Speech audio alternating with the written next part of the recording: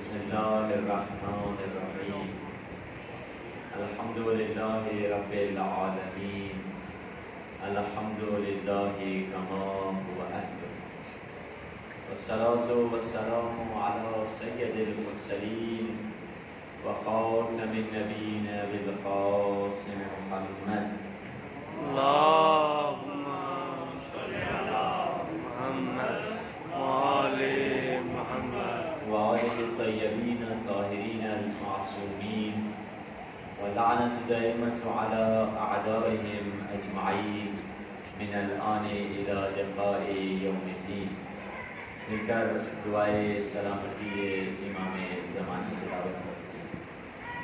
اللهم كل وليك الحجة ابن الحسن صلواتك عليه وعلى آبائه في هذه الساعة وفي كل ساعة وليا وحافظا وقاعدا وناصرا ودليلا وعينا حتى تسكنه أرضك طوعا وتمتعه فيها طويلا برحمتك يا أرحم الراحمين. صلوات. اللهم صل على محمد وآل محمد. نعرہ تکبیر، اللہ اکبر. نعرہ رسالت، یا رسول اللہ. نعرہ حیدری، یا علی. نعرہ صحت و سلامتی علماء حق بلند صلوات. اللهم صل على محمد وآل محمد. أما بعد فقد قال الله سبحانه وتعالى في كتابه المجيد وفرقانه الحميد وقوله الحق وهو أصدق الصادقين. بسم الله الرحمن الرحيم. بقية الله خير لكم إن كنتم مؤمنين. صلوات. اللهم صل على محمد وآل محمد. خداوند متعال قرآن مجید میں ارشاد فرما رہا ہے فلما تجلی ربہ للجبل. جب خداوند متعال کی نور کی تجلی پہاڑ پر پڑی تو پہاڑ سرمے میں بدل گیا، کافر جل کر مر گئے، موسیٰ جیسے کلیم اللہ بے ہوش ہو کر گر گئے. یہ کب ہوا؟ یہ اس موقع پر ہوا جب موسیٰ نے اپنی قوم سے کہا کہ خدا پر ایمان لے کر آؤ. قوم نے کہا موسیٰ تمہارا خدا تو نظر نہیں آتا. تو موسیٰ نے کہا چلو کوہ طور پہ چلتے ہیں. تو کوہ طور پہ جب قوم آئی تو ایک نور چمکا، جس نور کے چمکنے کے نتیجے میں کافر جل کر مر گئے، موسیٰ بے ہوش ہو گئے اور پہاڑ سرمے میں بدل گیا. اب سوال یہ ہے کوہ طور پہ جو نور چمکا تھا وہ کس کا نور تھا؟ عام مسلمان کہے گا یہ تو خدا کو دیکھنے آئے تھے تو خدا ہی کا تو نور ہوگا، مگر یہ نور خدا کا ہو نہیں سکتا. کیوں؟ کیونکہ خدا ہے لا مکان، خدا کوئی جگہ نہیں لیتا. یہ نور چمکا تھا کسی مکان میں، کسی جگہ میں. یہ نور خدا کا نہیں ہو سکتا. اور خدا نے خود قرآن میں کہا کہ لیس کمثلہ شیء، خدا جیسی کوئی شے نہیں ہو سکتی. یہ نور کوئی شے تھی. خدا نے خود اس آیت میں فرمایا کہ لن ترانی یا موسیٰ، اے موسیٰ تو مجھے کبھی نہیں دیکھ سکتا. یہ ساری دلیلیں بتلا رہی ہیں یہ نور خدا کا نور نہیں تھا. اچھا اگر یہ نور خدا کا نور نہیں تھا تو کس کا نور تھا؟ اس نور کو سمجھنے کے لیے اس نور کی صفت کو تلاش کرنا پڑے گا. اس نور کی کوالٹی یہ ہے، اس نور کی صفت یہ ہے کہ جب یہ چمکتا ہے تو پتھر کو توڑ دیتا ہے. بس عزیزان محترم، خدا نے اسی نور کے تعارف کے لیے مولا علی کی ولادت کا انتظام کعبے میں کیا اور کعبے کی دیوار نے ٹوٹ کر بتایا یہ وہی نور تھا جو کوہ طور میں چمکا تھا. یہ وہی نور تھا جو کوہ طور میں چمکا تھا. تبھی تو رسول اللہ سے جب پوچھا گیا، جلال الدین سیوطی اہل تسنن کے عالم ہیں، اپنی اپنی کتاب میں لکھتے ہیں رسول اللہ سے جب پوچھا گیا یا رسول اللہ وہ کس کا نور تھا جو کوہ طور میں چمکا تھا؟ فرمایا وہ میرا اور میرے بھائی علی کا نور تھا۔ اسی لیے تو کیا خوبصورت کہا ہے شاعر نے، جہاں ثنائے علی میں کمال آتا ہے، توجہ تو ہے نا ادھر محترم، جہاں ثنائے علی میں کمال آتا ہے قلندرانہ طبیعت کو حال آتا ہے، جہاں ثنائے علی میں کمال آتا ہے قلندرانہ طبیعت کو حال آتا ہے۔ بتوں سے 13 رجب کو کہا یہ کعبہ نے ہٹو چلو کہ ابو طالب کا لال آتا ہے۔ یعنی یہ وہ ہستیاں ہیں جو ابھی پیدا نہیں ہوئی ہیں مگر ان کا فیض دنیا تک پہنچ رہا ہے، ابھی ولادت نہیں ہوئی مگر ان کا فیض قبل ظاہری ولادت کے دنیا تک پہنچ رہا ہے۔ جیسے ایک آیت ہے قرآن مجید میں، ابھی 17 ربیع الاول آنے والی ہے، یہ ربیع الاول کا مہینہ رسول اللہ سے منسوب بھی ہے، تو اب اس آیت کو سن لیجئے۔ ایک آیت ہے جس میں، اور اس طرح کی کئی آیتیں قرآن میں ہیں، ایک پڑھ کے بتا دیتا ہوں۔ فرمایا وَإِذْ قَالَ رَبُّكَ لِلْمَلَائِكَةِ إِنِّي جَاعِلٌ فِي الْأَرْضِ خَلِيفَةً۔ اے حبیب یاد کیجئے، خدا رسول اللہ سے کہہ رہا ہے، حبیب یاد کیجئے جب آپ کے پروردگار نے فرشتوں سے کہا کہ میں آدم کی خلقت کرنے جا رہا ہوں۔ کیا کہا؟ وَإِذْ یاد کیجئے۔ مثال کے طور پہ میں اپنے دوست سے کہوں کہ محسن بھائی یاد کیجئے جب کربلا میں خاک شفا کی تسبیح خرید رہا تھا، اس کا مطلب یہ ہے کہ جب میرا یاد کیجئے کہنا بتلا رہا ہے جب میں تسبیح خرید رہا تھا میں بھی وہاں تھا، محسن بھائی بھی وہاں موجود تھے، تبھی میں کہہ رہا ہوں یاد کیجئے۔ اب قرآن میں خدا نے کئی مقامات پہ اسے خطاب کیا، کبھی فرمایا وَإِذْ قَالَ رَبُّكَ لِلْمَلَائِكَةِ، کبھی فرمایا وَإِذْ قَالَ مُوسَىٰ لِقَوْمِهِ، حبیب یاد کیجئے جب موسیٰ اپنی قوم سے گفتگو کر رہے تھے، کبھی فرمایا وَإِذْ أَخَذْنَا مِيثَاقَ النَّبِيِّينَ، حبیب یاد کیجئے جب ہم نے نبیوں سے وعدہ لیا، کبھی فرمایا وَإِذْ يَرْفَعُ إِبْرَاهِيمُ الْقَوَاعِدَ مِنَ الْبَيْتِ وَإِسْمَاعِيلَ، حبیب یاد کیجئے جب اسماعیل اور ابراہیم مل کر کعبۃ اللہ بنا رہے تھے، کبھی فرمایا وَإِذْ قَالَ لُقْمَانُ لِابْنِهِ وَهُوَ يَعِظُهُ، حبیب یاد کیجئے جب لقمان اپنے بیٹے کو نصیحت کر کے کہہ رہے تھے بیٹا کبھی شرک نہ کرنا، شرک ظلم عظیم ہے، کبھی فرمایا وَإِذْ وَعَدْنَا مُوسَىٰ 30 لَيْلَةً، حبیب یاد کیجئے جب ہم موسیٰ کو کوہ طور پر لے گئے۔ اے خدایا بار بار یاد کیجئے یہ کیسا خطاب ہو رہا ہے، خدایا یہ وہ نبی ہیں جو ہزاروں سال بعد میں پیدا ہو رہے ہیں مگر بار بار خطاب ایسا آ رہا ہے، یاد کیجئے یاد کیجئے یاد کیجئے۔ آواز آئے گی ہماری کوئی آیت بلا حکمت کے نہیں ہوا کرتی ہے، اس آیت اس جملوں کے پیچھے ایک حکمت ہے، اس کی حکمت یہ ہے کہ جب یہ حادثات ہو رہے تھے مصطفیٰ وہاں موجود تھے، یعنی جب آدم صفت کر رہا تھا مصطفیٰ دیکھ رہے تھے، جب نوح سفینہ چلا رہے تھے مصطفیٰ دیکھ رہے تھے، جب ابراہیم آگ میں پھینکے جا رہے تھے مصطفیٰ دیکھ رہے تھے، جب اسماعیل کے گلے پہ خنجر چل رہا تھا مصطفیٰ دیکھ رہے تھے، جب موسیٰ عصا چلا رہے تھے مصطفیٰ دیکھ رہے تھے، جب عیسیٰ اندھوں کو بینا کر رہے تھے مصطفیٰ دیکھ رہے تھے، جب یوسف بازار میں بک رہے تھے تو مصطفیٰ دیکھ رہے تھے، بلکہ اس سے بڑھ کر جب فرشتے آدم کو سجدہ کر رہے تھے مصطفیٰ دیکھ رہے تھے۔ قصہ مختصر کروں، دنیا بن رہی تھی میرا نبی دیکھ رہا تھا۔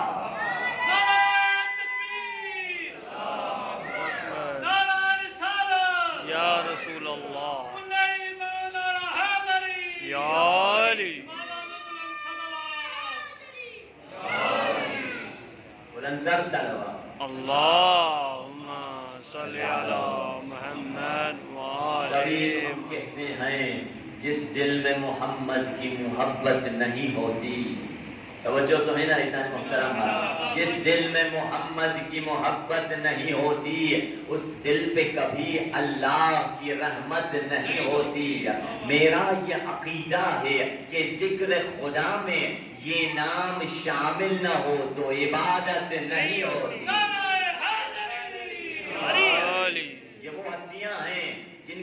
ولادت سے پہلے ان کا فیض پوری دنیا تک پہنچ رہا ہے.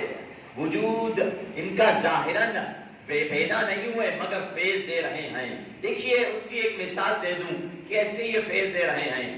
دیکھیے اگر ایک 20 سال کا لڑکا 80 سال کے بوڑھے سے کہہ دے کہ آپ کا اٹھنا بیٹھنا چلنا ہلنا بالکل آپ کے دادا کی طرح ہے، تو 80 سال کا بوڑھا کہے گا لڑکے سے بیٹا تمہاری عمر کیا ہے؟ کہا میری عمر تو 80 سال ہے. میری عمر تو 20 سال ہے.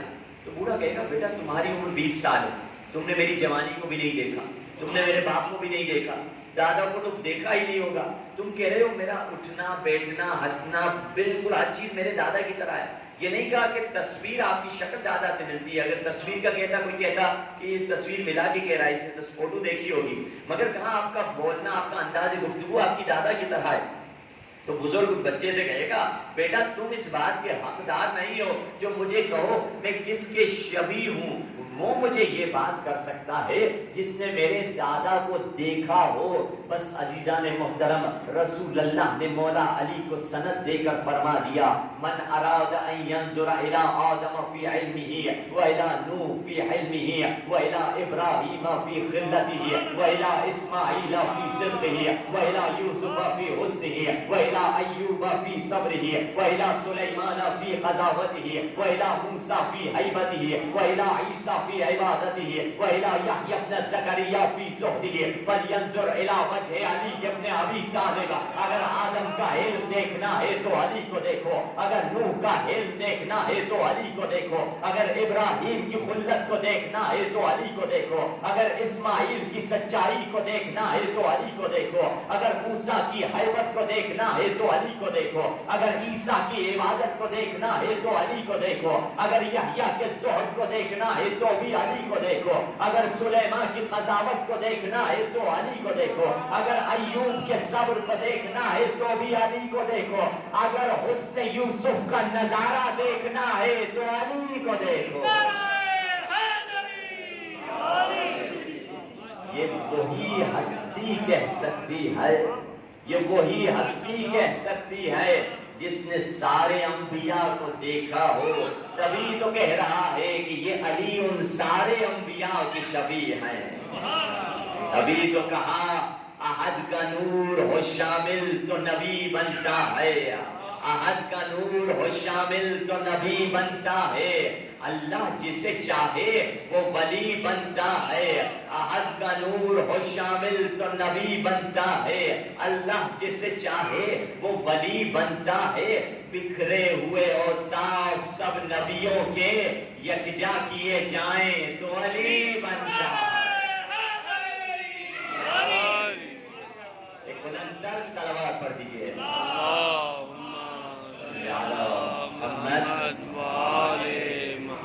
تو یہ وہ ہستیاں ہیں جن کا فیض ہر بندے تک پہنچا.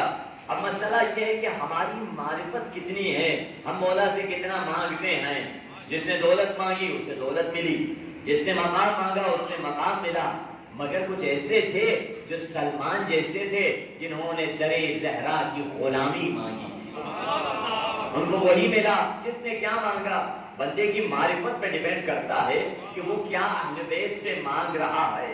اسی لیے علماء کہتے ہیں بے شک جنت مانگو، دعاؤں میں جنت بھی ہے، مگر صرف جنت نہ مانگو، کیونکہ جنت میں تو پاگل بھی جائے گا، جنت میں تو بچے بھی جائیں گے، جنت میں کتنے ایسے ہوں گے جانور وہ بھی جنت میں جائیں گے. یہ نہ کہو صرف مجھے جنت ملے، کہو جنت میں حسین کا پڑوسی بن کے رہوں. کیونکہ حدیث میں ہے کچھ ایسے لوگ ہیں جو جنت میں ہوں گے. کیونکہ دیکھیے آدم سے لے کر کتنی خاتم تک اور قیامت تک کتنی آبادی ہے، کتنے لوگ ہیں. اسی لیے فرمایا کچھ لوگ ایسے جنت میں ہوں گے 700 سال کے بعد انہیں ٹائم ملے گا کہ امام حسین کی جا کر وہ زیارت کریں. 700 سال انہیں ویٹ کرنا پڑے گا. لوگ ہوں گے کیوں میں پینڈنگ میں. یہ دعا مانگے کہ، اور اسی لیے ایک جملہ اگر ہم اکثر سنتے ہیں مسائل میں مگر اس کا غلط ترجمہ ہوتا ہے. مولا کو کہا جب کہتے ہیں کہ امام حسین نے سعید سے کہا انت امامی فی الجنہ، سعید تو میرے سے پہلے جنت میں جائے گا. نہیں، جملہ یہ نہیں ہے. امامی کا معنی سامنے ہے، یعنی سعید لوگ تو 700 سال کے بعد ہماری زیارت کریں گے، تو ہمیشہ میرے سامنے جنت میں رہے گا۔ یہ ہے سعید، یہ انسان دعا مانگے۔ اچھا کچھ لوگ ہیں جیسے ایک طالب علم تھا، معرفت سب کی برابر نہیں ہوتی، آ گیا نجف میں گیا، بڑی اس کو مشکلات کا سامنا کرنا پڑا، تو اس نے مولا رالی کے روزے پر گیا، کہا مولا مجھے روٹی، یہ سوکھی روٹی، یہ دال میرے سے نہیں چلتا، مجھے اچھی غذائیں، مرغن غذائیں کھانے کا شوق ہے، میرے لیے کوئی بندوبست کر دیجئے۔ خواب میں مولا علی آئے، مولا علی نے کہا دیکھو تمہیں علم ایسے ہی ملے گا، علم اگر چاہیے در علی پر یہی جو کی روٹی ملے گی، یہی نمک ملے گا، یہی دال روٹی ملے گی، ہاں کوئی اور تمہیں جانا ہے تو الگ بات ہے۔ جیسے خدا حدیث قدسی میں ہے نا، موسیٰ سے کہتا ہے موسیٰ میں نے 6 چیزوں کو 6 جگہوں پہ رکھا ہے، لوگ اسے کہیں اور تلاش کر رہے ہوتے ہیں اسی لیے وہ کبھی نہیں پاتے، میں نے علم کو بھوک میں رکھا ہے، لوگ اسے پیٹ بھر کے تلاش کر رہے ہوتے ہیں اسی لیے کبھی علم نہیں پاتے، میں نے عزت کو، بزرگی کو خاکساری میں رکھا ہے، لوگ اسے تکبر میں تلاش کر رہے ہوتے ہیں اسی لیے کبھی نہیں پاتے، میں نے عزت کو نماز شب میں رکھا ہے، لوگ اسے بادشاہوں کی دربار میں تلاش کر رہے ہوتے ہیں اسی لیے کبھی نہیں پاتے، میں نے بے نیازی کو قناعت میں رکھا ہے، لوگ اسے کثرت مال میں تلاش کر رہے ہوتے ہیں اسی لیے کبھی نہیں پاتے، میں نے دعا کی قبولیت کو لقمہ حلال میں رکھا ہے، لوگ اسے تعویذ اور ٹوٹکے میں تلاش کر رہے ہوتے ہیں اسی لیے وہ کبھی نہیں پاتے ہیں۔ یعنی کیا کہا؟ علم بھوک میں۔ مولا نے کہا علم چاہیے، یہی بات ہے۔ کہا پھر مولا کیا کروں؟ مولا نے کہا تمہارا بندوبست کر دیتے، کہیں اور چلے جاؤ۔ کہا ٹھیک ہے۔ مولا نے اسے ایڈریس دیا خواب میں کہ فلاں ہندوستان کی فلاں ریاست میں چلے جاؤ اور وہاں پہ راجہ سے ملو، راجہ سے جیسے ملاقات کرو گے اسے یہ جملہ، یعنی ایک مصرع ہے فارسی کا، یہ کہہ دو کہ بیاسمن رود کار آفتاب کند۔ کہا ٹھیک ہے۔ صبح اٹھا، اپنی ساری کتابیں اس نے سیل آؤٹ کر دی، بیچ دی، اور اونٹوں کا سفر تھا، چلتا چلتا ہندوستان پہنچا، لوگوں سے پوچھا وہ ریاست کہاں ہے؟ کہا وہاں پہ ہے۔ اس ریاست کی طرف چلا گیا، اب ایک مرتبہ ادھر پہنچا، پوچھا راجہ کا محل کہاں ہے؟ وہ راجہ کا محل ہے۔ محل پہ پہنچا، دیکھا فوجی کھڑے ہوئے ہیں، کہا راجہ سے ملنا ہے۔ فوجیوں نے دیکھا اتنا میلا کچیلا انسان ہے، کہا راجہ ہر کسی سے نہیں ملتے، کہا راجہ سے کہہ دو نجف سے آیا ہوں، پیغام لے کر آیا ہوں۔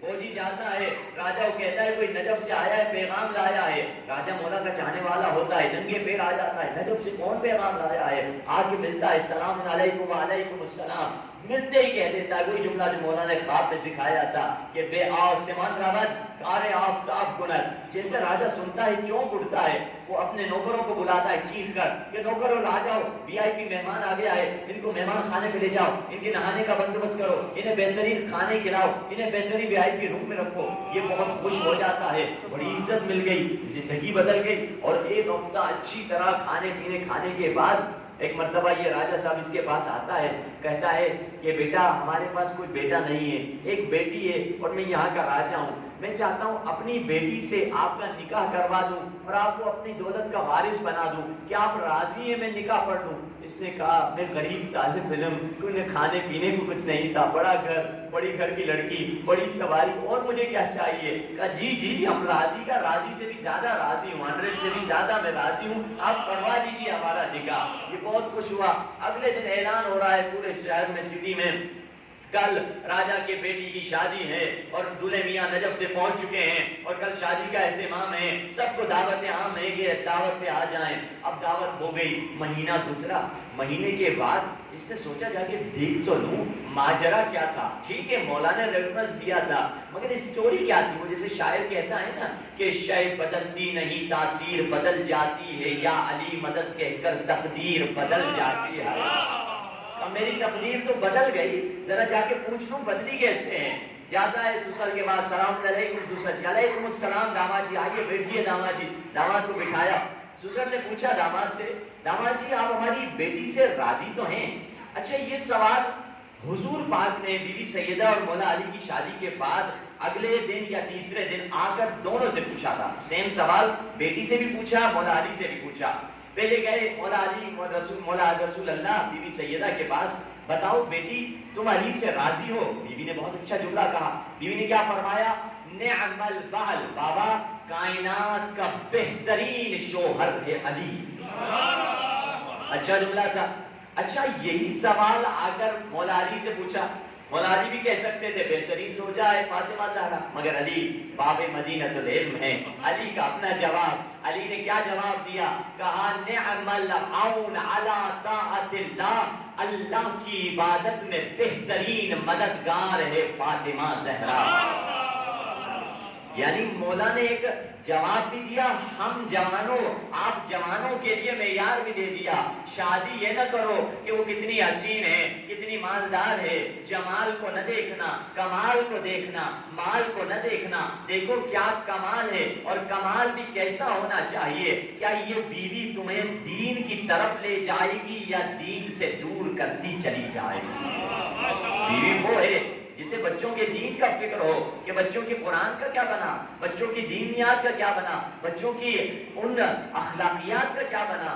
یہ سوچا ہے جو انسان کو اللہ کی طرف لے کر جائے. تو اب اس نے پوچھا داماد سے، آپ ہماری بیٹی سے پوچھیں. جی میں خوش ہوں. تو داماد نے پوچھا سسر جی ذرا بتائیے، میں نے آ کے ایک جملہ کہا پوری زندگی بدل گئی. میں نے کہا بیٹا اصل میں نے ایک شعر مولا کی شان میں لکھا تھا. اس زمانے میں برے صغیر میں انڈیا پاکستان وغیرہ میں فارسی لینگویج چلا کرتی تھی، تو میں نے فارسی میں شعر لکھا تھا مولا کی شان میں. ایک مصرع لکھا تھا، اگلا مصرع مجھ سے بن نہیں رہا تھا. میں نے نیت یہ کی تھی کہ جو اگلا مصرع آ کر مجھے بتا دے میں اپنی بیٹی کی بھی اس سے شادی کروا دوں گا، اپنا وارث بھی اسے بنا دوں گا. میرا شعر یہ تھا کہ بزرگر نظر لطف بو تراب کند. میں نے یہ شعر کہا تھا کہ ذرے پر اگر ابو تراب لطف و کرم کر دے، ذرے پر ابو تراب اگر عنایت کر دے. تم نے آ کر کہا بے آسمان رود کھارے آفتاب کند، یہ ذرہ آسمان میں جا کے سورج کی روشنی دے گا.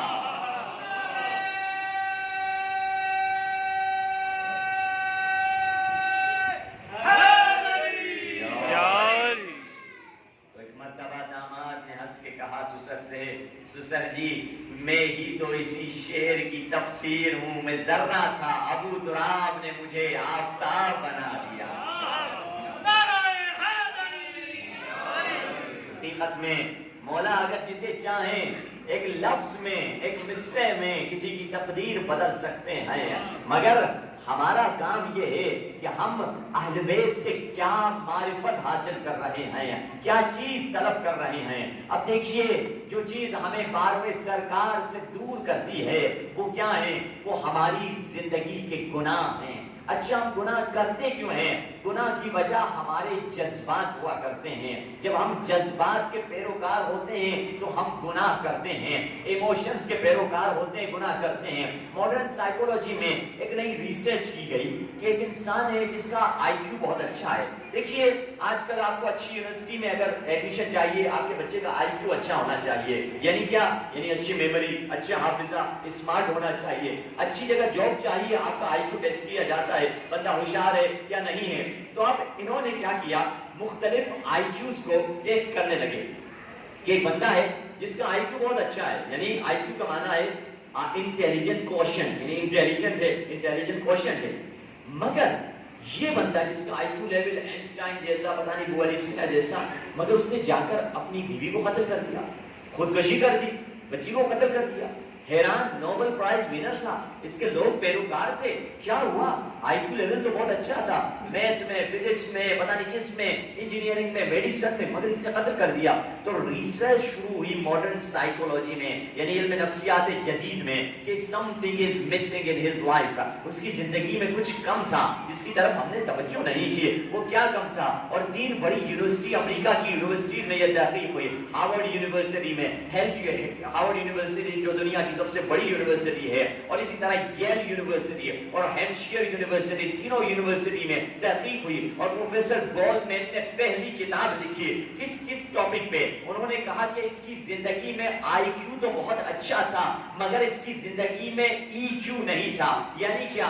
انٹیلیجنٹ کوشن تو تھا مگر ایموشنلی کوشن نہیں تھا. اس کی میموری تو بہت اچھی تھی، اس کا حافظہ تو بہت اچھا تھا، مگر اس کے پاس جذبات پر قابو رکھنے کی صلاحیت نہیں تھی. ایموشن اس کے ہاتھ میں نہیں تھے، جذبات اس کے ہاتھ میں نہیں تھے.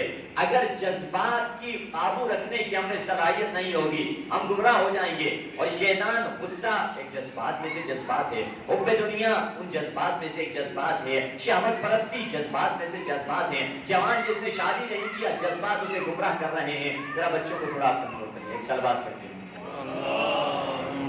صلی علی محمد بلندر صلوات.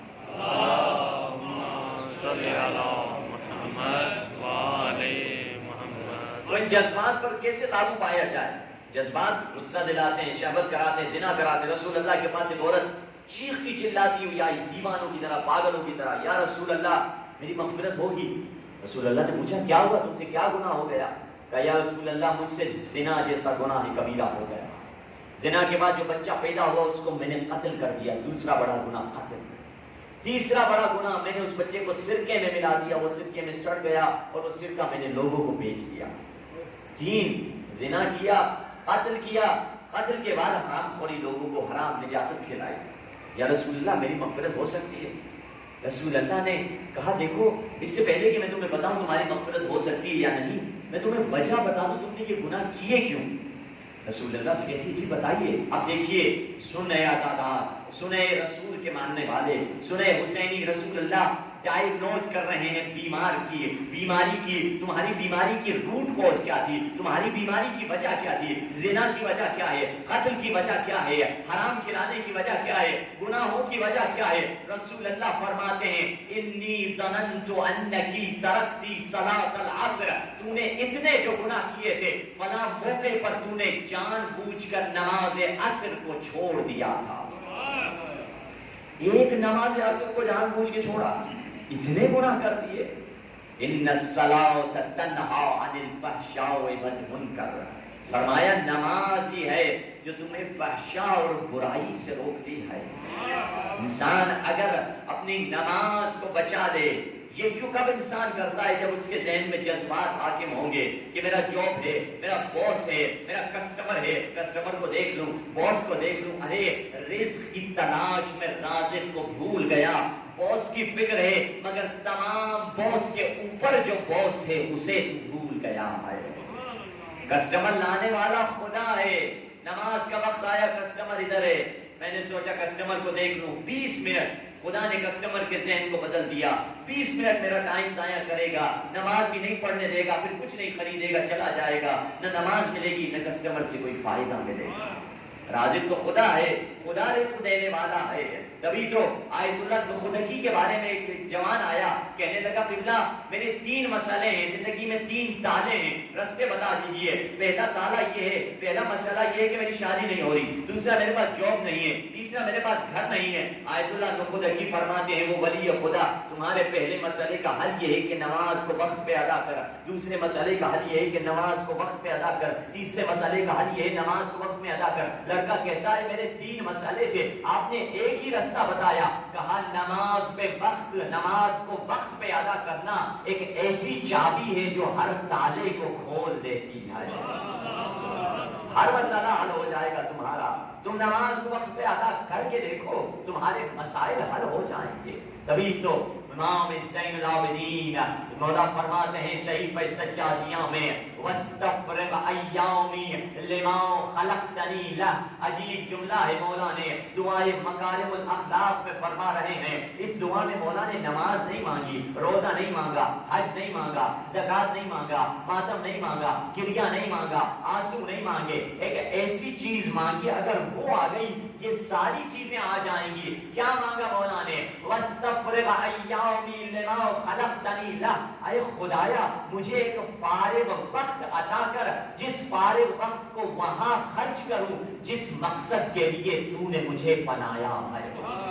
عجیب ہے.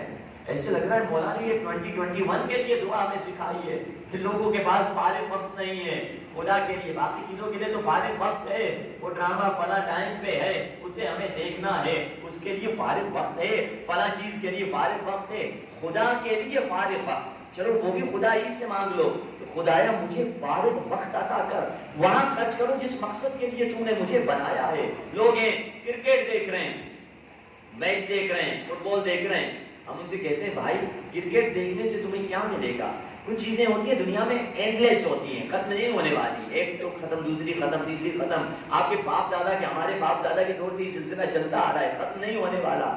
کرکٹ اس کے بجائے جا کے کرکٹ کھیل لو دیکھنے کے بجائے, کیونکہ جو بیچارہ دیکھ رہا ہوتا ہے اس کی مثال ایسے کہ آپ بینک والے کے قریب بینک کے دروازے پر کھڑے ہو جائیں اور دیکھیں ایک بندہ آتا ہے اپنے اکاؤنٹ میں کچھ پیسے ڈالتا ہے 2 کروڑ. آپ بہت خوش ہوتے ہیں اس نے اپنے اکاؤنٹ میں 2 کروڑ ڈال دیے, پھر جاتا ہے اپنے اکاؤنٹ سے 2 کروڑ نکالتا ہے. آپ ناراض ہوتے ہیں, ارے بھائی اس نے 2 کروڑ اپنے اکاؤنٹ سے, ارے اکاؤنٹ اس کا ہے, وہ اپنے اکاؤنٹ میں ڈال رہا ہے, اپنے اکاؤنٹ سے نکال رہا ہے, تمہیں کیا فائدہ ہو رہا ہے؟ تم خوش ہو رہے ہو, چلا رہے ہو یا ناراض ہو رہے ہو؟ وہ ہار رہا ہے, وہ جیت رہا ہے, وہ چھکے مار رہا ہے, تمہیں کیا فائدہ مل رہا ہے؟ کمائی تو ان کی ہو رہی ہے. جن کو نقصان ہو رہا ہے ہم ہیں, کیونکہ ہمارا ٹائم ضائع ہو رہا ہے.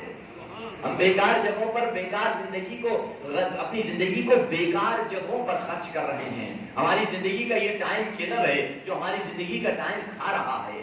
اسی لیے تو مولا نے فرمایا دیکھو تمہاری زندگی میں تم اپنے وقت کو کہاں خرچ کر رہے ہو, کس جگہ پر خرچ کر رہے ہو. اگر جذبات کی حاکمیت ہوگی انسان اپنے وقت کو صحیح جگہوں پر خرچ نہیں کر پائے گا. تبھی تو مولا فرما رہے ہیں کہ دیکھ اپنی زندگی میں عقل کی حکومت لے کر آ جا. ہماری زندگی میں عقل کی حکمرانی نہیں ہے, جذبات کی حکمرانی ہے. فیصلے سب ہمارے جذبات کے ہوتے ہیں, عقل سے نہیں ہوتے. عقل سے کیسے فیصلے کریں؟ کیونکہ حدیث میں ہے, اصول کافی کی ابتدائی حدیث ہے, کیا فرمایا؟ باب عقل. دیکھیے ہمارا اور دوسرے مسلمانوں میں فرق یہ ہے, دوسرے مسلمانوں کی سب سے بڑی کتاب بخاری صحیح مسلم, اس کا پہلا چیپٹر کیا ہے, اس کا پہلا باب کیا ہے؟ صوم ہے, صلاۃ ہے, نماز ہے, روزہ ہے. یہ ان کی کتابوں, سب سے بڑی کتابوں کا پہلا چیپٹر ہے, نماز, روزہ, حج, زکات. مگر ہمارا پہلا چیپٹر کیا ہے؟ نماز نہیں ہے, روزہ نہیں ہے, حج نہیں ہے. ہمارا پہلا چیپٹر کتاب عقل ہے. اگر عقل آ جائے گی نماز روزہ خود بخود آ جائے گا. تبھی تو جب خدا نے عقل کو بنایا, حضرت آدم زمین پر ہیں, 3 لوگ آئے, کہا کہ تمہارا نام کیا ہے؟ عقل. تمہارا نام کیا ہے؟ دین. تمہارا نام کیا ہے؟ حیا. ماشاءاللہ بڑی اچھی چیزیں, دین, عقل, حیا. کہا کہ خدا نے ہمیں بھیجا ہے, تم تینوں میں سے ایک کو سلیکٹ کر دو, اور 3 تمہارے ساتھ نہیں رہ سکتے, صرف ایک رہ سکتا ہے. حضرت آدم حیران, دین, میں خود نبی ہوں, دیندار ہوں, دین کا نبی ہوں, میں اس کو تو چھوڑ نہیں سکتا. حیا, میں بے حیا نہیں, اس کو بھی نہیں چھوڑ سکتا. عقل, میں بے عقل بھی نہیں, اس کو بھی نہیں چھوڑ سکتا. کہا مجھے تینوں چاہیے. کہا نہیں ہو سکتا, سوری, ایک چیز بس. اب حیران حضرت آدم کہ میں تینوں میں سے ایک آپشن آپ کو مل سکتا ہے. تو حضرت آدم نے سوچنے کے بعد کہا میں عقل کو انتخاب کرتا ہوں کہ عقل میرے ساتھ آئے. جیسے جیسے عقل آئی پیچھے حیا اور دین بھی آنے لگے. کہا تم کیوں آ رہے ہو؟ کہا خدا نے ہمیں کہا ہے جہاں عقل جائے گی پیچھے پیچھے دین اور حیا بھی اس کے ساتھ جائیں گے. یعنی عقل انسان میں آ گئی, دینداری بھی آ گئی, حیا بھی آ گئی. جو غلط فیصلے زندگی میں کرتے ہیں, دین کے متعلق بھی جو غلط فیصلے کرتے ہیں, ہم جذباتی فیصلے کرتے ہیں. دین کو عقل سے ہم سمجھنے نہیں چاہتے, ہمیں جذباتی دین کوئی ہمیں دے دے ہم لے لیتے ہیں, کیونکہ ایموشنل ہے, جذباتی ہے. جو عقل کی بنیاد ہمارے دین کی عقل ہے, نماز کی بنیاد عقل, روزے کی بنیاد عقل, عزاداری کی بنیاد عقل, یہ جذبات ہیں. عزاداری جذبات ہے. گریہ ہمارے آنسوؤں کی بنیاد ایموشن نہیں, جذبات نہیں, بنیاد عقل ہے. اگر جذبات سے روتے تو جذبات تو ٹھنڈے ہو جاتے ہیں, جذبات تو ختم ہو جاتے ہیں, جذبات کو بھلا دیتا ہے. مگر کیونکہ ہم نے عقل سے ولایت کو قبول کیا ہے, ہمارے گریے کے پیچھے بھی عقل ہے, اور اس عقل کو ہم معرفت کہتے ہیں. گریے کے پیچھے عقل ہے، ماتم کے پیچھے عقل ہے. یعنی ہم جذباتی لوگ ہیں، یہ سارے جذبات محبت جذبات کی وجہ سے آپ اہل بیت کی محبت کی وجہ سے یہاں ہیں، مگر محبت جذباتی نہیں ہے. ہماری محبت کی بیسک فاؤنڈیشن عقل ہے، عقل اصل چیز ہے. اسی لیے تو اصول کافی کی حدیث ہے، خدا نے عقل کو بنایا، کہا ادبر سامنے پیچھے جاؤ پیچھے گئی، کہا اقبل سامنے آؤ سامنے آئی. پھر خدا نے کہا وعزتی وجلالی، میری عزت اور جلال کی قسم میں نے کوئی مخلوق نہیں بنائی جو تجھ سے بہتر ہو. کیا حدیث کہنے چاہ رہی ہے؟ یہ حدیث سمبلک حدیث ہے، سمبل ہے. یعنی جہاں تم اللہ کی اطاعت کرتے ہو وہ عقل ہے، جہاں گناہ کرتے ہو وہ جہالت ہے. اسی لیے تو ہم دیکھتے ہیں ہم نے عقل کی غلط معنی کی ہے. جو فریب کار ہو اسے عقل مند کہتے ہیں، جو دھوکے باز ہو اسے عقل مند کہتے ہیں. مولا سے آگے کسی نے کہا کہ مولا شام والا بڑا عقل مند ہے، بڑے دھوکے کرتا ہے، بڑے فریب کرتا ہے. مولا نے فرمایا اگر فریب کرنے پہ آؤں میں اس سے بہتر فریب کر سکتا ہوں، مگر دین نے میرے ہاتھوں کو بند کر دیا ہے. وہ ہوشیار نہیں، وہ فریب کار ہے، اس کے پاس عقل سلیم نہیں ہے، وہ بے عقل ہے. تم اس کو عقل مند سمجھ رہے ہو. ہم سمجھتے ہیں عقل مند وہ ہے جس نے کروڑ، جس نے بڑی کوٹھیاں بنا دی، بڑا عقل مند ہے. قبلہ ہمارے بعد آیا، وہ اتنا آگے نکل گیا، بڑا ہوشیار ہے. 8 گاڑیاں گھر میں پڑی ہیں، کھڑی ہوئی ہیں، اتنی کوٹھیاں ہیں، اتنا بینک بیلنس ہے. یہ اس کو عقل مند نہیں کہتے. سنیے معلوم معصوم کس کو ہوشیار کہہ رہے ہیں، معصوم کس کو تیز کہہ رہے ہیں، معصوم کس کو اسمارٹ کہہ رہے ہیں، معصوم کس کو چالاک کہہ رہے ہیں. مولا فرماتے ہیں الکیس کیس الآخرہ، ہوشیار وہ ہے جو آخرت کے معاملے میں ہوشیاری دکھائے، آخرت کے معاملے میں ہوشیاری دکھائے. رسول اللہ نے کہا ابو ذر کو صبح پیسے ملتے ہیں، شام تک اس کے ہاتھ میں نہیں رہتے. ابو ذر کو صبح پیسے ملتے ہیں، شام تک اس کے ہاتھ میں نہیں رہتے. کسی نے پوچھا ابو ذر کہاں جا کر سیو کرتے ہو؟ کہا چھپاتا ہوں ایک گڑھے میں. کہا ابو ذر وہ گڑھا کہاں ہے؟ ہم بھی جائیں اس سے ذرا تمہارے پیسے نکال دیں. کہا اس گڑھے کا نام قبر ہے، وہاں پہ انویسٹ کر دیتا ہوں، اپنی دولت کو اس گڑھے میں چھپاتا ہوں جو قبر ہے، میں قبر کے لیے انویسٹ کر رہا ہوں. یہ عقل مند تھے ابو ذر. کربلا میں جو حسین کی نصرت کرنے آئے وہ عقل مند تھے. اب آئیے عقل کیسے بڑھے گی ہمارے پاس؟ جیسے قرآن مجید میں ایک آیت ہے، جس آیت شروع ہوتی ہے یا ایھا الذین آمنوا سے، اے ایمان لانے والوں. مگر آیت کی اینڈ میں جملہ ہے ان کنتم تعقلون، اگر تم عقل رکھتے. یعنی کچھ ایسے ایمان لانے والے ہیں، ایمان تو آ گیا مگر ابھی تک عقل نہیں آئی ہے. ایک بندہ تھا جس نے بڑی عبادتیں کی، فرشتوں کو اس نے خواب میں دیکھا. فرشتے نے کہا اللہ نے تمہاری 3 دعائیں قبول کر دی ہیں تمہاری عبادت کی وجہ سے، جو مانگنا ہے مانگ لے. ٹھیک ہے. صبح سوچا فرشتے نے جو کہا ہے کیا مانگوں. فرشتے سے کہا، فرشتے سے کہ میری پہلی دعا یہ ہے کہ میری زوجہ دنیا کی حسین ترین خاتون ہو جائے، میری بیوی. اس کی ایمان تھا، تسبیح گھماتا تھا، ذکر کرتا تھا، مگر عقل نہیں تھی. کہا کہ میری بیوی حسین ترین خاتون ہو جائے. بیوی تو خوبصورت ترین دنیا کی خاتون ہو گئی، مگر اس کا سائڈ افیکٹ یہ ہوا اب بیوی اس کو لفٹ نہیں کرا رہی. ہٹ کہیں کہ تو کہاں فرنیچر اور میں کہاں، کوئی میچ ہی نہیں ہے ہم میں. میں دنیا کی حسین ترین خاتون، تمہارے جیسا مجھے میاں ملا. یہ غصے میں آ گیا، میری وجہ سے اس کو حسن ملا، میری وجہ خوبصورت ہے یا مجھے ہی ہٹا دے رہی ہے. غصے میں آ کے فرشتے سے کہا میری بیوی کو دنیا کی بدشکل ترین خاتون بنا دیں. پھر سے وہ بدشکل ترین ہوئی تو پھر سے گھر میں سلسلہ نہیں چل رہا. وہ رو رہی ہے، چلا رہی ہے، شیشے توڑ رہی ہے، گھر میں نہ روٹی مل رہی ہے نہ کھانا مل رہا ہے. یہ پریشان ہو گیا. سوچا ایک دعا میری باقی ہے. فرشتے سے کہا میری زوجہ کو ویسے ہی کر دے جیسے پہلے دن تھی، بس اسی میں میں خوش ہوں. اس کی تینوں دعائیں ضائع ہو گئی، نہ دنیا ملی نہ آخرت ملی. کیوں؟ کیونکہ اس کے پاس تھوڑا ایمان تو تھا مگر نعمت عقل سے یہ مالا مال نہیں تھا. اس کے پاس نعمت عقل نہیں تھی. کبھی کبھار ہم بھی ایسے ہی ہیں. جیسے مثال آپ کو دے دوں، حاجی صاحب حج سے واپس آئے، لوگوں سے ملنے کے لیے گئے آب زمزم لے لیں. تو حاجی صاحب نے لوگوں سے کہا معلوم ہے بیت اللہ الحرام کعبۃ اللہ میں کتنے اسپیکر تھے؟ نہیں پتا. کہا 770 اسپیکر تھے کعبۃ اللہ میں.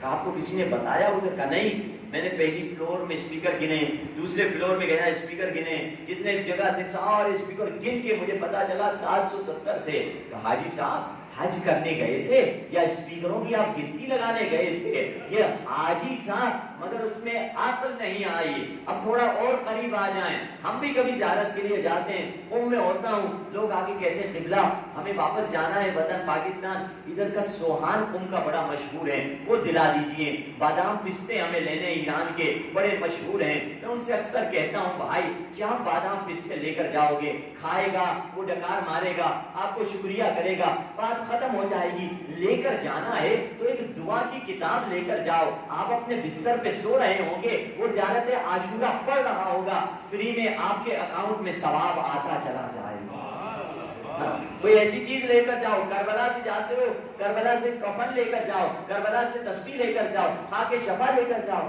مگر اگر کوئی شوہر اپنی بیوی کے لیے کربلا سے کفن لے کر آئے، پھر دیکھیے گھر میں کیا شامت آنی ہے.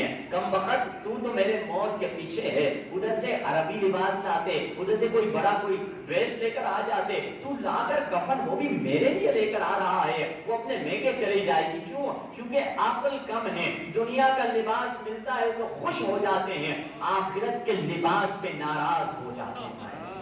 جبکہ یہ لباس ابدی لباس ہے، اور اس سے بڑھ کر کیا گفٹ ملے گا؟ کفن، وہ بھی کربلا کا کس کو مل جائے، اور کیا چاہیے؟ مگر ہماری عقل کمزور ہے. اب عقل کو کیسے طاقتور کریں؟ مولا نے کچھ دو نسخے بتا دیتا ہوں. ایک وہ صفات جو آپ کی عقل کو طاقتور کرتی ہیں، اور وہ غذائیں جو آپ کی عقل کو طاقتور کرتی ہیں. غذاؤں میں سے اہل بیت نے، کیونکہ عقل کو طاقتور کرنے کی بہت ساری چیزیں ہیں، ان میں سے اور اچھا کچھ ایسے کام بھی ہیں جو آپ کی عقل کو طاقتور کرتے ہیں. ان میں سے مولا نے فرمایا تجارت، بزنس جو انسان کر رہا ہوتا ہے اس کی عقل طاقتور ہوتی ہے، اس کا دماغ چل رہا ہوتا ہے تجارت کے ذریعے سے. ایک چیز جو تجارت کرنے والی ہے. اچھا کھانے والی کون سی چیز ہے جس کے ذریعے سے ہماری عقل طاقتور ہوتی ہے؟ مولا فرماتے ہیں بیہ کے بارے میں.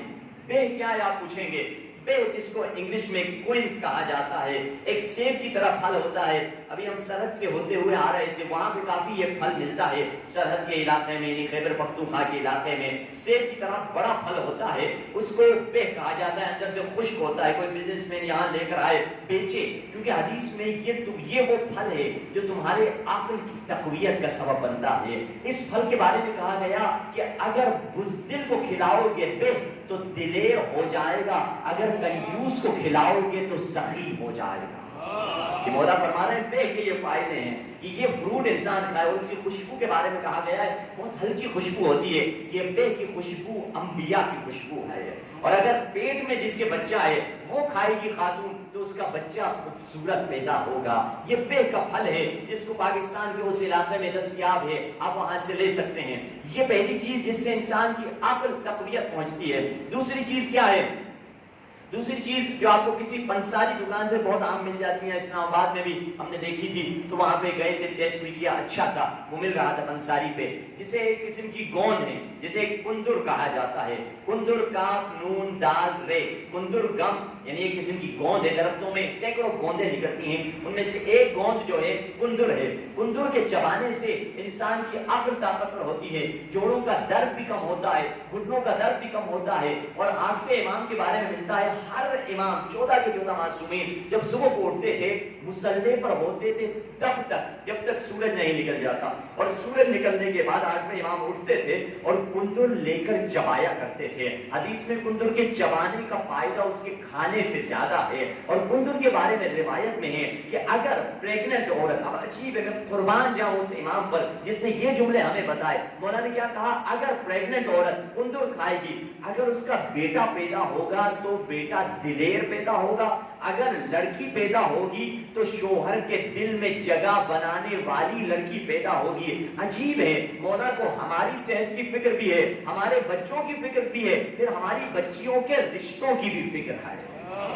عجیب ہے. میں قربان جاؤں اس امام پر کہ مولا نے ہمیں ہر نسخہ بتا دیا، کوئی نسخہ نہیں چھوڑا. یہ دوسری چیز یعنی کھانے میں، پہلی چیز تو تجارت تھی، کھانے میں دو چیزیں، ایک بیہ اور ایک کندر جس سے انسان کی عقل طاقتور ہوتی ہے. خصوصاً چنگم کی طرح ایک نیچرل اللہ کا بنایا ہوا چنگم ہے جس کو انسان چبا سکتا ہے. تیسری چیز جو انسان کی عقل کو بڑھاتی ہے وہ ونیگر، سرکہ ہے. فرمایا یشد العقل وَيَفْتَحُ الصُّدُدَ، سرکہ تمہارے عقل کو بھی تقویت دے گا اور تمہارے جو رگوں میں بلوکیج ہیں، جو بند ہوئے ہوئے رستے ہیں، ان کو بھی کھول دے گا۔ اسی لیے سرکے اور نمک، یہ دو چیزوں پر اتنی اہل بیت نے تاکید کی ہے، کسی چیز پہ شاید کم ہی چیزیں ہیں جن پر اہل بیت نے ان دو چیزوں کے برابر تاکید کی ہو۔ ان میں سے ایک سرکہ ہے اور ایک نمک ہے۔ حدیث میں ہے اللہ اور اللہ کے فرشتے اس دسترخوان پہ درود بھیجتے ہیں جس کے اوپر سرکہ اور نمک پڑا ہوا ہوگا۔ اسی لیے اور پھر مولا نے یہ بھی بتلایا وہ سرکہ نہیں، فرمایا لا ما افسدتمو، وہ سرکہ جو خود سے بنا ہے نہ کہ تم نے بنایا ہے، کیونکہ سرکے میں دو طریقے بننے کے، یہ جو فیکٹری کا سرکہ ہوتا ہے یہ لوگ بنا لیتے ہیں، ایک رات میں تیار ہو جاتا ہے، فیکٹریوں میں جو سرکہ ملتا ہے، مگر مولا نے کہا وہ دیسی سرکہ خود سے نہیں بنتا، دیسی سرکے کو بنتے بنتے 40 سے 50 دن لگ جاتے ہیں، ٹائم لگتا ہے۔ انگور سے شراب بنتا ہے، شراب سے سرکہ بنتا ہے، کسی بھی حکیم سے آپ پوچھ لیں وہ آپ کو پروسیس بتا دے گا۔ آپ اپنے گھر میں بھی نیچرل سرکہ انگور کا یا کھجور کا یا سیب کا بنا سکتے ہیں۔ تو مولا نے فرمایا وہ سرکہ جو دیسی ہو وہ تمہاری صحت کے لیے فائدے مند ہیں۔ یہ تین چیزیں کھانے کی ہیں جس سے انسان کی عقل تقویت ہوتی ہے۔ آٹھویں امام کے پاس ایک شخص آیا، اب آئیے اللهم صل على محمد وآل محمد۔ آٹھویں امام نے دیکھا ایک شخص سے جو کہہ رہا ہے خدا ہے میری عقل کو بڑھا دے۔ اب آئیے اگلی چیز، آپ نے ایک چیز سنی کرنے میں کون سی تجارت ہے جس سے عقل بڑھے گی، کھانے میں یہ تین چیزیں جس سے عقل بڑھے گی، اب وہ صفات جس سے عقل بڑھتی ہیں۔ آٹھویں امام نے دیکھا ایک دعا کر رہا ہے مولا میری عقل کو بڑھا دے، عقل کو بڑھا دے۔ مولا نے فرمایا اللہ نے جتنی جس کو عقل دی ہے اتنی ہوگی۔ تو مولا یعنی کیا میری عقل نہیں بڑھ سکتی؟ مولا نے فرمایا یہ دعا نہ کرو عقل کو بڑھا، یہ دعا کرو وہ چیزیں مجھے دے جن سے میری عقل کی تقویت پہنچتی ہے، عقل مضبوط ہوتی ہے۔ راوی کہتا ہے مولا کون سی چیز سے عقل کو تقویت پہنچتی ہے؟ مولا فرماتے کل شیء یحتاج الی العقل والعقل یحتاج الی الادب، ہر چیز کو دنیا کی ہر شے کو عقل کی ضرورت ہے اور عقل کو ادب کی ضرورت ہے۔ ادب وہ صفت حسین ہے، وہ پیاری صفت ہے، وہ خوبصورت صفت ہے جس کی صفت کی اتنی تاکید کی گئی ہے۔ عقل بھی چاہیے ادب سے ملے گا۔ اگر دیکھنا ہے شیطان گستاخ تھا، عبادتیں شیطان کی آدم سے بہت زیادہ تھی، مگر آدم میں ادب تھا۔ شیطان 6000 سال عبادت، 2000 سال کا ایک سجدہ، وہ بھی دنیا کے نہیں ادھر کے 6000 سال، یعنی ہر 6000 سال کو ملٹیپلائی کریں آپ 70 کے ساتھ، یہ شیطان کی عبادت تھی۔ مگر وہ راندہ دربار کیوں بنا؟ شیطان کی عبادت آدم سے بہت زیادہ تھی مگر اس میں ادب نہیں تھا، ادب نہ ہونے کی وجہ سے اسے جنت سے نکال دیا گیا۔ ادب اگر نہیں ہوگا انسان میں، کبھی کبھار بچوں میں، بعض بچے ہوتے ہیں ادب ہوتا ہے، والد سے یا والدہ سے، خصوصاً والد سے بات کرنے کی انہیں جرت نہیں ہوتی کہ یعنی بحث کریں، آرگیو کریں۔ کبھی کبھار والد صاحب سمجھتے ہیں کہ یہ بچہ مجھ سے نہیں کہہ رہا، ماں سے کہہ رہا ہے، یہ مجھے ڈائریکٹ کیوں نہیں کہہ رہا؟ بچے کو کہتے ہیں کہ تو مجھے کیوں نہیں کہتا ڈائریکٹ، ماں سے کیوں کہتا ہے؟ نہیں، یہ اس کا ادب ہے بچے کا کہ آپ سے وہ آرگیو نہیں کرنا چاہتا، آپ کے سامنے اظہار مخالفت نہیں کرنا چاہتا، آپ کے سامنے اظہار وجود ہی نہیں کرتا۔ جب امام حسن مجتبیٰ ہیں، مولا علی سے پہلے گھر میں آ جایا کرتے تھے، بی بی سیدہ کو ساری باتیں بتا دیتے تھے، آج میرے بابا نے حدیث میں یہ کہا، یہ کہا، یہ کہا۔ جب مولا علی پلٹتے تھے، بی بی سیدہ کہتی تھی یا علی آج آپ نے یہ حدیث فلاں جگہ بیان کی، یہ بات اس سے آپ نے کہی، یہ بات فلاں جگہ۔ مولا علی کہتے نبی کی بیٹی آپ کو کیسے پتا؟ آپ تو میرے ساتھ نہیں تھی۔ کہا آپ کا بیٹا مسجد سے آپ سے پہلے آ جاتا ہے، سارا علم امامت یہاں آ کر منتقل کر دیتا ہے۔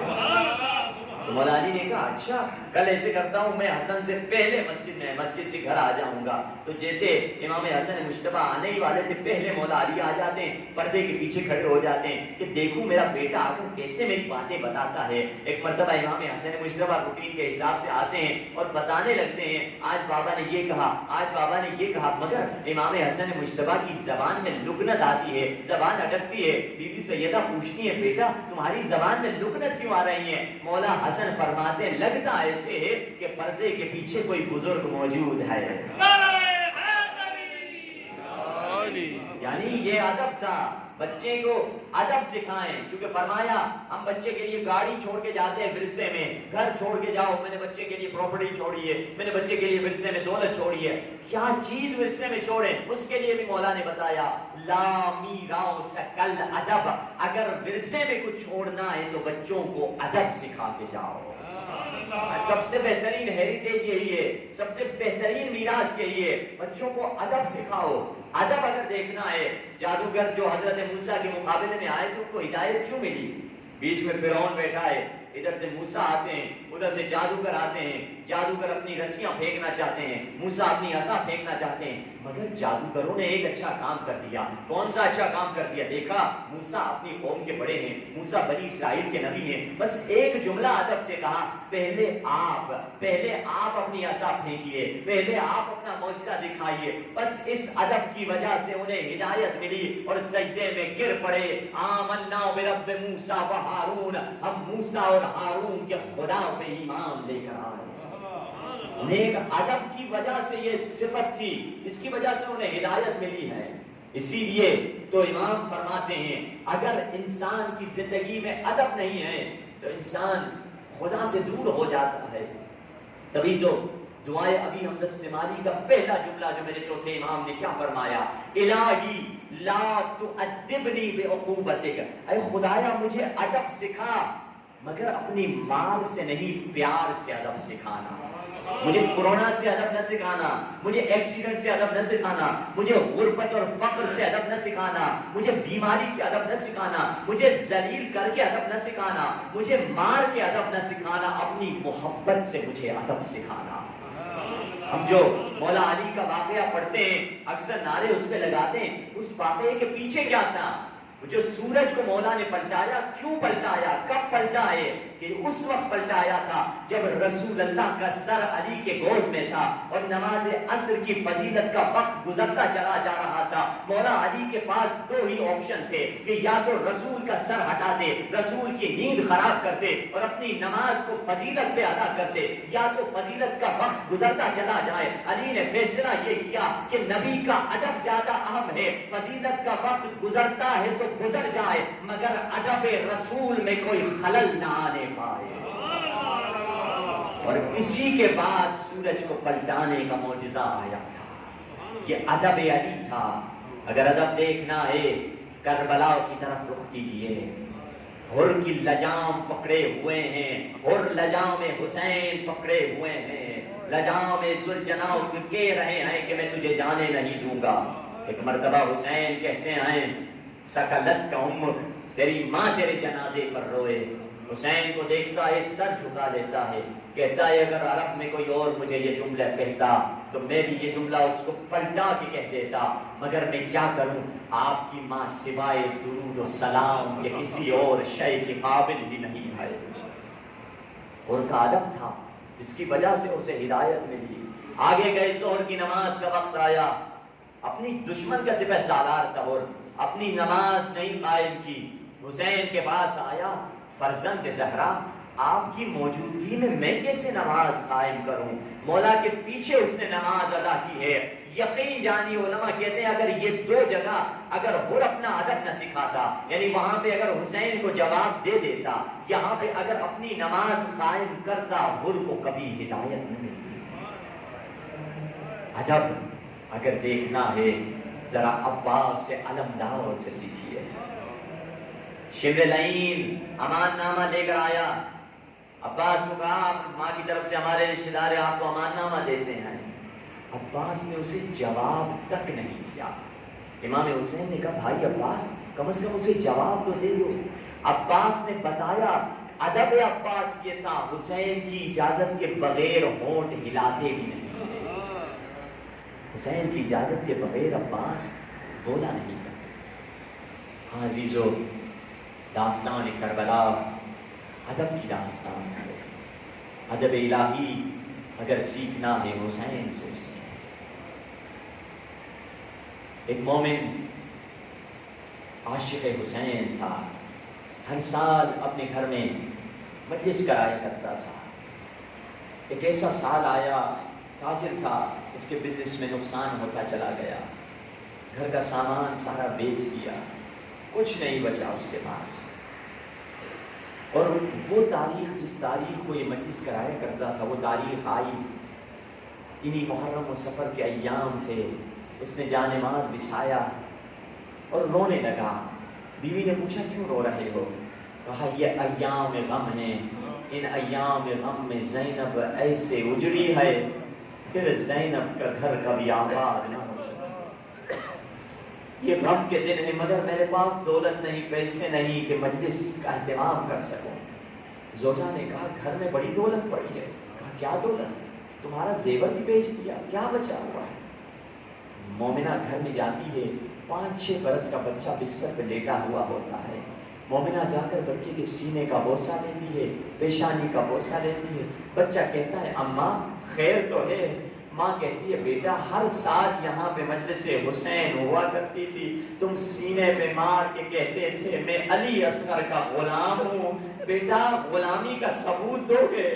جی اماں کیسے ثبوت دوں؟ بیٹا تمہیں تمہارے بابا بصرے کے غلام بیچنے والے بازار میں لے کر جائیں گے، تمہیں وہاں فروخت کر کے بیچیں گے، کچھ پیسے آئیں گے جس سے ہم حسین کی مجلس کو قائم کریں. یہ شخص کہتا ہے ماں بچے کو تیار کرتی ہے، بچے کو لے کر جاتا ہے. یہ شخص کہتا ہے ابھی مجلس وہاں پہ بازار پہ میں تھوڑا پہنچنے ہی والا تھا، دیکھا ایک نورانی ہستی وہاں کھڑی ہوئی ہیں. وہ خود میرے قریب آتی ہیں، مجھ سے کہتے ہیں کیا تم غلام بیچنے آئے ہو؟ میں نے کہا جی بیچنے آیا ہوں. مجھ سے پوچھا کتنے میں بیچو گے؟ میں نے قیمت بتائی، اتنے ہی پیسے ان کے پاس تیار تھے، انہوں نے مجھے دے دیے. یہ اپنے بچے کو بیچ کر آ گیا مگر خوشی خوشی آنسو بھی بہ رہے تھے، خوش بھی تھا. اچھا کوئی بات نہیں، ہمارا بچہ تو بک گیا مگر زہرا کے بیٹے کی مجلس تو ہو سکے گی. یہ آیا، ایک مرتبہ مجلس کا اہتمام کیا، سارے پیسے خرچ کر دیے. ابھی مجلس شروع ہی ہونے والی تھی. ایک مرتبہ اس نے دیکھا اس کا بچہ دوڑتا ہوا گھر میں اندر آیا. یہ پریشان ہو گیا. اس نے زوجہ کو بلایا، دیکھو ہمارا بچہ بھاگ کے آ گیا، اگر اس کا مالک آ جائے ہمارے پاس تو پیسے ہی نہیں ہیں، اسے کیا دیں کہ میں نے سارے پیسے خرچ کر لیے. بچہ کہتا ہے نہیں بابا میں بھاگ کے نہیں آیا. کیسے آئے ہو؟ کہا جب آپ چلے گئے اس ہستی نے مجھ سے پوچھا کیوں رو رہے ہو؟ میں نے کہا میرا مالک بہت اچھا تھا. انہوں نے فرمایا وہ تیرے مالک نہیں تھے، وہ تیرے بابا تھے. میں نے ان سے پوچھا آپ کو کیسے پتا؟ انہوں نے فرمایا انا شہید الذی قتلوا، میں وہی پیاسا ہوں جسے کربلا میں شہید کیا گیا. بابا ان کی سواری دروازے تک آئی، مجھے گھر تک پہنچایا اور پیغام دیا اپنے بابا سے کہو مجلس حسین کو قائم رکھے. السلام علیک یا ابا عبداللہ، السلام علیک یا ابن رسول اللہ، السلام علیک یا ابن امیر المؤمنین وابن السید الوسیم، السلام علیک یا ابن فاطمہ سیدت النساء العالمین. مل کے اپنے بے کفن آقا کو سلام کرے. السلام علی الحسین وعلی علی ابن الحسین وعلی اولاد الحسین وعلی صحاب. ایک مرتبہ بی بی زینب کی طرف سے سلام پڑھو. السلام علی الحسین وعلی علی ابن الحسین وعلی اولاد الحسین وعلی صحاب الحسین. عزادارو راوی کہتا ہے میں زندان شام کے قریب سے گزر رہا تھا، میں نے ایک ایسا درد بھرا منظر دیکھا. میں نے کیا دیکھا؟ ایک قیدی ہے جس کی گردن میں رسی بندھی ہوئی ہے، رسی کا دوسرا سرا ایک 5 برس کے بچے کی گردن میں بندھا ہوا ہے۔ جب قیدی کمر سیدھی کرنا چاہتا ہے یا باقر کی آواز آتی ہے، بابا میرا گلا دب رہا ہے، بابا رسی چھوٹی ہے، آپ کو میری وجہ سے کمر جھکا کے رہنا پڑتا ہے۔ یہ شخص اپنے گھر جاتا ہے، اپنی زوجہ سے کہتا ہے کہ تم ہر چاند کی پہلی رات کو کچھ صدقے میں کھانا دیا کرتی ہو، مجھے وہ کھانا دے دو، میں ان قیدیوں کو جا کے دیتا ہوں۔ عجیب دن آ گئے، سادات کو لوگ صدقے کا کھانا لا رہے ہیں۔ مومنہ کہتی ہے تم کھانا کھا لو پھر انہیں جا کر کھانا دینا۔ یہ کہتا ہے نہیں، میں نے جو قید خانے میں منظر دیکھا ہے مجھ سے کھانا نہیں کھایا جائے گا۔ کیا دیکھا تو نے؟ میں نے ایک 4 برس کی بچی دیکھی جس کے منہ پہ تماچوں کے نشان تھے، ایسے لگتا ہے اس کا کوئی چچا مارا گیا ہے۔ کبھی کہتی ہے چچا قسم لے لے اب پانی نہیں مانگو گے۔ لگتا ہے اس کا 18 برس کا کوئی بھائی بھی مارا گیا ہے۔ کبھی وہ اپنے بھائی کو پکار کے روتی ہے۔ مومنہ نے جب یہ سنا کہا اگر ایسی بات ہے تو میں بھی کھانا نہیں کھاتی۔ یہ کھانا لے کر قید خانے میں آ جاتی ہے، بی بی زینب کے سامنے کھانا رکھتی ہے، کہتی ہے قیدی بی بی خود بھی کھانا کھا، اپنے بچوں کو بھی کھانا کھلا۔ بی بی زینب پوچھتی ہیں اے مومنہ یہ کیسا کھانا ہے؟ یہ کہتی ہے یہ صدقے کا کھانا ہے۔ اللہ جانے زینب کے دل پہ کیا گزری ہوگی۔ جیسے سنا صدقے کا کھانا ہے، زینب نے کہا ہم بیوی نے کہا ہم صدقے کا کھانا نہیں کھاتے۔ مومنہ کہتی ہے اے قیدی بی بی نہ گھبرا، یہ کسی معمولی انسان کا صدقہ نہیں، یہ میرے آقا حسین کا صدقہ ہے۔ جیسے حسین کا نام آیا، زندان کے کونے میں بیٹھے ہوئے بچوں نے کہا ہائے حسین، مظلوم حسین۔ مومنہ نہ سمجھ سکی یہ بچے کیوں رو رہے ہیں نام حسین پہ۔ بی بی زینب نے پوچھا ہے مومنہ بتا حسین کا صدقہ کیوں دیتی ہو؟ مومنہ کہتی ہے اے قیدی بی بی ہم پہلے کوفے میں رہا کرتے تھے، ہمارے مولا علی کی حکومت کا زمانہ تھا، اللہ نے میری ماں کو 10 بیٹے دیے تھے، بیٹی نہیں دی تھی۔ میری ماں گئی بی بی زینب عالیہ کے پاس، کہا اے وارث چادر تطہیر بی بی، اے ملکہ عالم بی بی، اے بی بی تو دعا کر اللہ مجھے ایک بیٹی عطا کر دے۔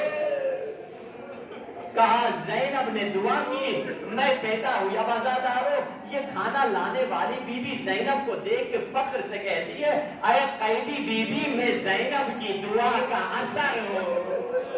جیسے آپ سن بھی رہے ہیں رو بھی رہے ہیں، بی بی زینب سن بھی رہی تھی، زہرا قطار رو بھی رہی تھی۔ کہتی ہے اے بی بی میں پیدا تو ہو گئی مگر اکثر بیمار رہا کرتی تھی، میری ماں پھر سے مجھے بی بی زینب کے پاس لے کر آئی۔ اے بی بی آپ کی دعاؤں سے اللہ نے ہمیں بیٹی دی مگر اکثر بیمار رہتی ہے۔ اس موقع پر میری ماں کو بی بی زینب نے کہا ہر چاند کی پہلی کو میرے حسین کا صدقہ دیا کرو۔